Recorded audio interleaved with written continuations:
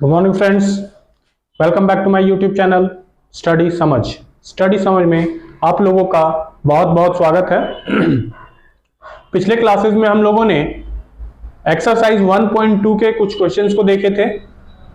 आज उसी एक्सरसाइज के आगे के क्वेश्चंस को हम लोग करेंगे, ठीक है। तो जैसा कि मैंने आप लोगों को पहले भी कमिटमेंट किया था कि मैं हर एक क्वेश्चन को 1 बाय 1 सॉल्यूशन आप लोगों के समक्ष लाऊंगा और उसी कड़ी में आज मैं 1.2 के आगे के क्वेश्चंस को लेकर के आ रहा हूं। तो चलिए स्टार्ट करते हैं, ठीक है। ये क्या है? Find the LCM and HCF of the following integers by applying the prime factorisation method. हमको इसका एलसीएम और एचसीएफ फाइंड करना है। किस मेथड से फाइंड करना है? तो प्राइम फैक्टराइजेशन मेथड से इसको फाइंड करना है। तो आप लोगों को पता होगा कि प्राइम फैक्टराइजेशन मेथड किसको कहते हैं, ठीक है। हम लोग जो एलसीएम का जो प्रोसेस करते हैं, ठीक है ना, उसी को हम लोग क्या करते हैं कि प्राइम फैक्टराइजेशन मेथड कहते हैं। चलिए देखते हैं कैसे बनाते हैं हम लोग, ठीक है। क्वेश्चन नंबर 1 को लेते हैं। क्या है? 12, 15 एंड 21, ये चीज है। अब देखिए 12 का आप लोग एलसीएम ले लो। 2 6 जा 12, 2 3 जा 6 एंड 3 1 जा 3, ठीक है। 15 का एलसीएम ले लो। 3 5 जा 15 एंड 5 1 जा 5। 21 का आप लोग एलसीएम ले लो। 3 7 जा 21 एंड 7 1 जा 7। Okay, that's all right. Then क्या करेंगे हम लोग? 12 का एलसीएम निकालना है। क्या क्या है हमारा? 2 इंटू 2 इंटू 3 इंटू 1, ठीक है, यही चीज है। 15 का एलसीएम क्या है हमारा? 3 इंटू 5 इंटू 1। उसी तरीके से 21 का एलसीएम क्या है हमारा? 3 इंटू 7 इंटू 1, ठीक है। अब देखिए इसमें क्या मैच कर रहा है, सबसे पहले हम लोग वो देख लेते हैं, ठीक है। चूंकि एचसीएफ निकालने के लिए आप लोगों को हमने बताया था कि जो तीनों में मैच करे वो हमारा क्या होगा? एचसीएफ होगा।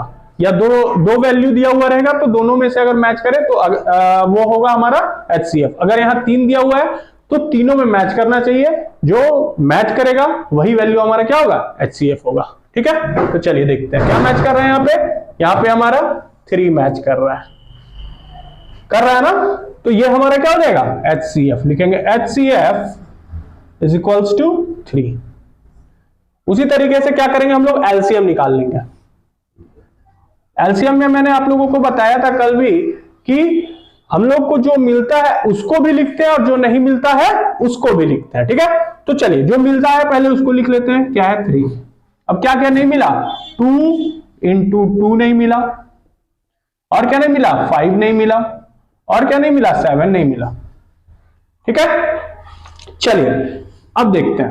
5 2 जा 10, 10 2 जा 20, 23 जा 60 एंड 67 जा 420। तो आपका एलसीएम क्या हो जाएगा?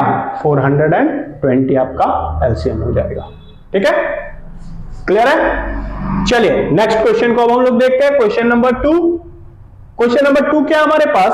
17, 23 एंड 29, ठीक है। इसी तरीके से हम लोग 17 का एलसीएम निकालते हैं। 17 1 जा 17, क्योंकि 17 क्या है हमारा? प्राइम नंबर है ना। 23 1 जा 23, 29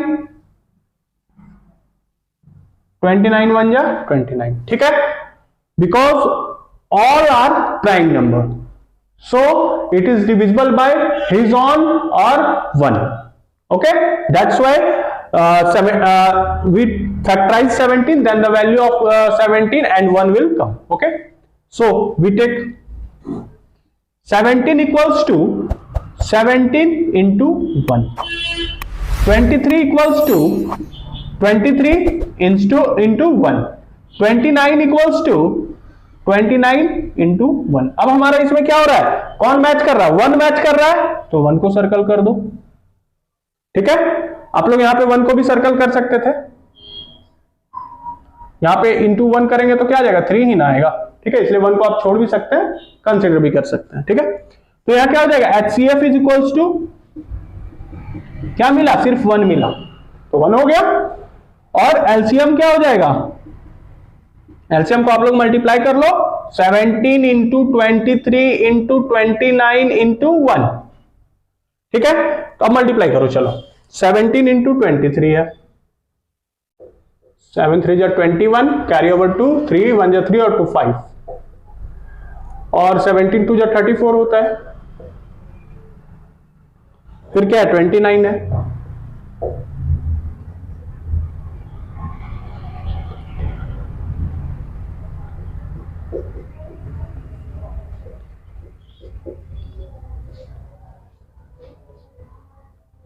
कितना आ गया 11339, तो इसका आंसर क्या हो जाएगा 11339, ये आपका आंसर हो जाएगा एलसीएम का, और ये आपका एचसीएफ हो जाएगा, ठीक है।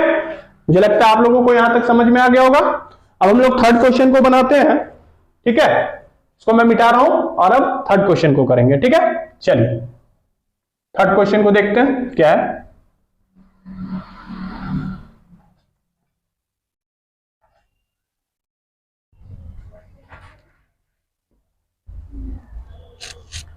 थर्ड क्वेश्चन जो है हमारा 8 9 एंड 25, यही है ना। तो आप लोग सबसे पहले क्या करोगे, 8 का एलसीएम ले लोगे, 2 4 जा 8, 2 2 जा 4 एंड 2 1 जा 2, ठीक है। फिर 9 का ले लोगे, 3 3 जा 9 एंड 3 1 जा 3। फिर 25 का ले लोगे, 5 5 जा 25 एंड 5 1 जा, okay. Then we again write same type, okay, 8 is equals to 2 into 2 into 2 into 1, okay. Then 9 is equals to 3 into 3 into 1, again we write 25, then 5 into 5 into 1। अब हम लोग देखेंगे यहां पे हम लोगों का क्या मैच कर रहा है, तो सिर्फ 1 मैच कर रहा है, ठीक है ना। तो अगर 1 मैच कर रहा है तो एचसीएफ क्या हो जाएगा हमारा, एचसीएफ हो जाएगा 1, ठीक है। और क्या क्या नहीं मिल रहा है भाई उसको लिखो, अब जो मिला उसको लिख दो। क्या क्या नहीं मिला, तो 2 नहीं मिला 3 टाइम्स, 3 नहीं मिला 2 टाइम्स, 5 नहीं मिला 2 टाइम्स, ठीक है। इतना चीज हम लोगों को नहीं मिला। अब क्या करो, सबको मल्टीप्लाई कर दो, ठीक है। चलिए मल्टीप्लाई करते हैं, 5 5 जा 25, 25 25 3 जा 75, 75 3 जा 225 होता है ना, 225 होता है, और इंटू 8 कर दो आप लोग, 1800। आपका एलसीएम क्या हो जाएगा 1800, ये आपका आंसर हो गया, ठीक है। एचसीएफ आपका क्या निकल गया 1 निकल गया, और एलसीएम आपका क्या निकल गया 1800 एलसीएम निकल गया, ठीक है। अब हम लोग नेक्स्ट क्वेश्चन को देखते हैं, ठीक है। चलिए अब हम लोग इस क्वेश्चन को देखते हैं, क्या कह रहा है, given that HCF 306, 365 is equals to 9, मतलब HCF जो है 306 और 657, मतलब 306 एंड 657 का HCF जो है वो क्या है 9 दिया हुआ है। तो फाइंड एलसीएम ऑफ 306 एंड 657। चलिए देखते हैं। तो इसमें क्या होता है कि हम लोगों का एक इसमें फॉर्मूला होता है, ठीक है। इस क्वेश्चन को बनाने के लिए हम लोगों का क्या होता है, फॉर्मूला होता है। क्या फॉर्मूला होता है, LCM into HCF is equals to product of 2 numbers,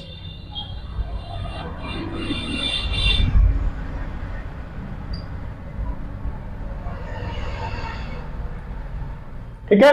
ये आपका फॉर्मूला होता है, LCM into HCF is equals to product of 2 number. LCM क्या दिया हुआ है हमारा, एलसीएम कुछ भी नहीं दिया हुआ है, तो एलसीएम की जगह एलसीएम लिख दीजिए। एचसीएफ क्या दिया हुआ है 9 दिया हुआ है, and product of 2 number, product मतलब क्या होता है मल्टीप्लाई, है ना। तो चलिए 306 इंटू 657, ठीक है ना। तो एलसीएम इज इक्वल्स टू क्या हो जाएगा, जब ये मल्टीप्लाई में था तो इधर का आके क्या हो जाएगा, डिवाइड हो जाएगा, ठीक है ना। 306 इंटू 657 बाय 9। कट कर दो आप लोग, आंसर पा लो। ठीक है, 3 3 जा 9, 3 1 जा 3, 3 2 जा 6, 3 3 जा 9, 3 4 जा 12। क्या गया? 34 इंटू 657। अब आप इसको मल्टीप्लाई कर दो, 657 into 34।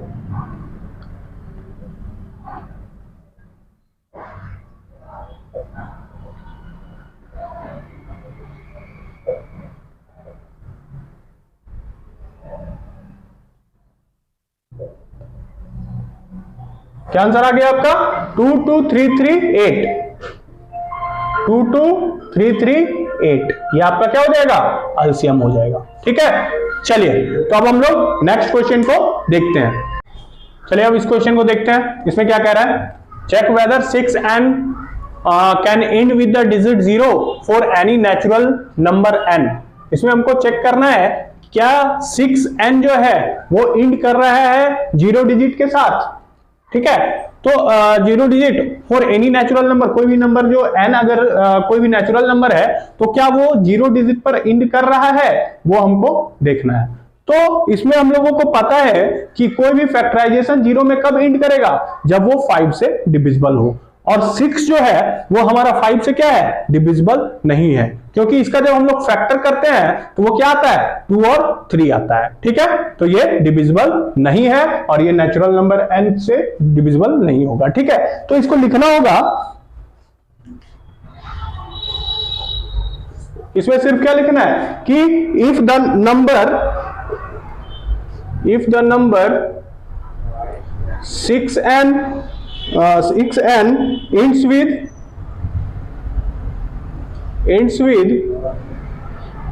0, then it should be divisible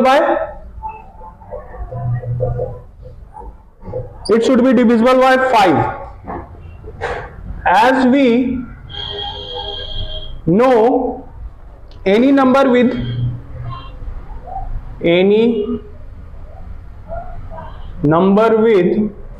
unit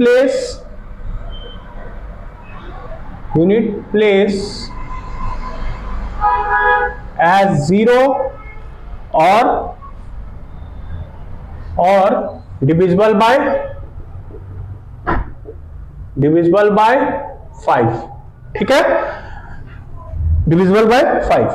तो if the number 6n ends with 0, अगर 6n जो है वो 0 के साथ एंड करेगा, then it should be divisible by 5, तभी वो क्या होगा?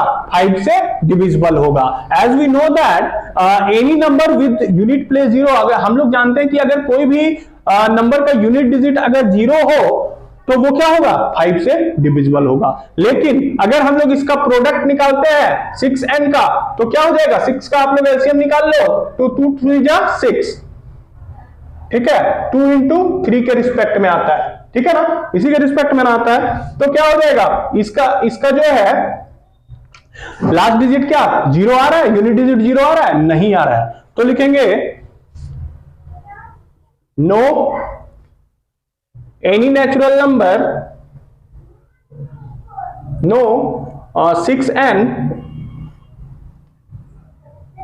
cannot be a natural number। ठीक है ना, क्या लिखेंगे? No 6n can not be a natural number. क्यों? क्योंकि इसका जो यूनिट डिजिट है वो 0 नहीं आ रहा है, इसलिए ये क्या है? नेचुरल नंबर नहीं है। ठीक है, तो चलिए अब हम लोग आगे के क्वेश्चंस को देखते हैं। तो चलिए इस क्वेश्चन को देखते हैं हम लोग। इसका आज का इस चैप्टर का आखिरी क्वेश्चन है। ठीक है, इस क्वेश्चन को हम लोग देखते हैं। क्या है? There is a circular path around a sport field. कोई भी स्पोर्ट फील्ड है, स्पोर्ट खेलने वाली कोई फील्ड है, और वो किस आकार का है? सर्कुलर पाथ में है ना। सर्कुलर क्या होता है वो पता है ना आपको? सर्कल के आकार में है। ठीक है ना। Sonia takes 18 minute to drive 1 round. अब सोनिया जो है 1 राउंड ड्राइव करने में, चलने में कितना समय लगाती है? 18 मिनट का समय लगाती है। while Ravi takes 12 minutes for the same, और जबकि रवि जो है वो कितना टाइम लगाता है उसी फील्ड में 12 मिनट का समय लगाता है। Suppose they start at the same point, मान लीजिए सोनिया यहां से स्टार्ट की थी और यहीं से रवि भी स्टार्ट किया सेम पॉइंट से, ठीक है, एंड द सेम टाइम, और सेम समय में, बिल्कुल वही समय में स्टार्ट किया जिस समय में सोनिया स्टार्ट की थी, ठीक है, and go the same direction, और डायरेक्शन भी क्या था, सेम था, है ना। तो how many minute will they meet again at the starting point, तो वो कितने देर बाद फिर से स्टार्टिंग पॉइंट में मिलेंगे। तो देखिए क्वेश्चन देखने में कितना लंबा है, लेकिन इसका सॉल्यूशन जब देखोगे ना तो 2 से 3 लाइन का है बस, ठीक है। चलिए अब इसको देखते हैं हम लोग क्या है, 12 एंड 18 मिनट्स, है ना। तो क्या करो आप लोग, 12 एंड 18 का आप लोग क्या करो, एलसीएम ले लो, ठीक है।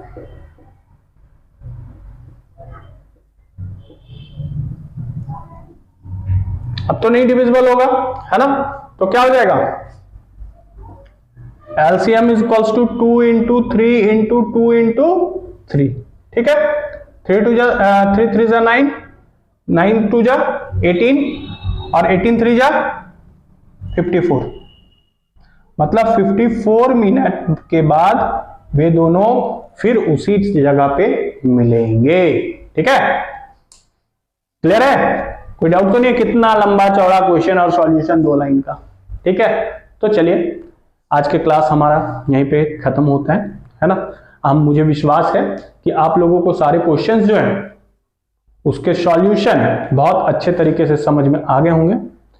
जिन भी विद्यार्थियों को समझ में ना आया हो तो हमें कमेंट सेक्शन में कमेंट अवश्य करें, ठीक है। और अभी तक जिन्होंने भी हमारे चैनल को लाइक शेयर सब्सक्राइब नहीं किया है तो जल्द से जल्द कर लें, ताकि नए नए चीजों का जो भी हम लोग आप लोगों को प्रोवाइड करवाएंगे वो आप तक जल्दी पहुंच सके, ठीक है। धन्यवाद, और नेक्स्ट क्लास में हम लोग 1.3 के सारे क्वेश्चंस को देखेंगे, ठीक है। Good bye, thank you.